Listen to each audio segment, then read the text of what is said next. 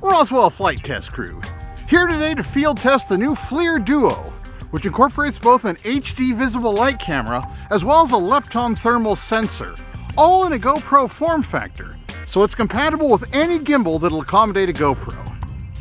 It also works like a GoPro. Just press the button on the top to start and stop recording, and the button on the side turns Bluetooth on and off. The status lights on the front indicate whether it's powered on, recording, and the status of the Bluetooth. Using Bluetooth, you can connect with the FLIR SUAS app, which is available for both Android and iOS devices. And there are 3 basic adjustments available. First, you have 3 color palettes to choose from, starting with the familiar white hot.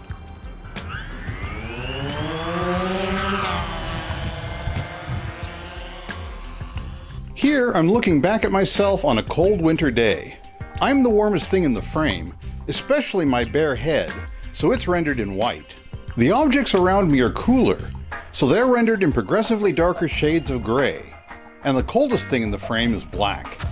Here, you see the same scene rendered in a palette called Hot Metal, which resembles the Iron Bow palette on other FLIR cameras. This is Rainbow, the 3rd available palette.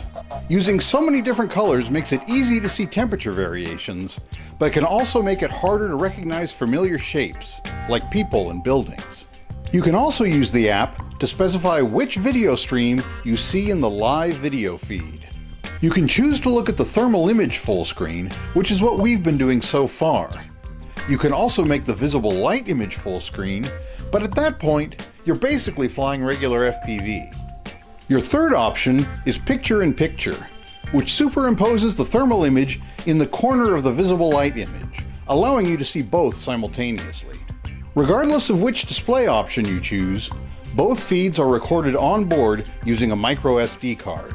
Finally, you can enable MSX.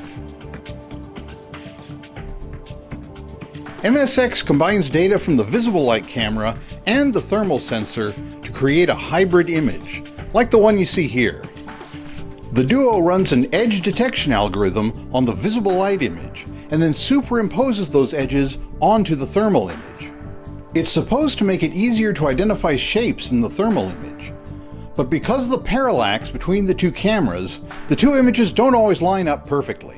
Also, engaging MSX seems to diminish the contrast in the thermal image a little bit.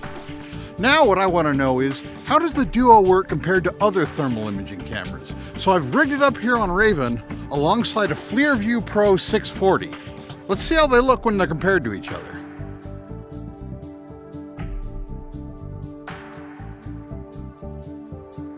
Looking at the 2 side by side, the difference is immediately apparent. It's important to recognize that the Duo is not a replacement for the Vue. The lepton inside the Duo is a low-resolution sensor at just 160 by 120 pixels, compared to 640 by 512 on the Vue.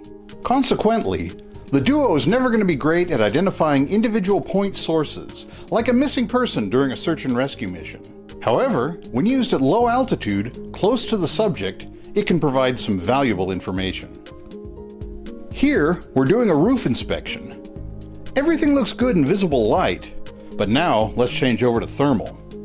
Right away, we can see where heat is being lost through the roof.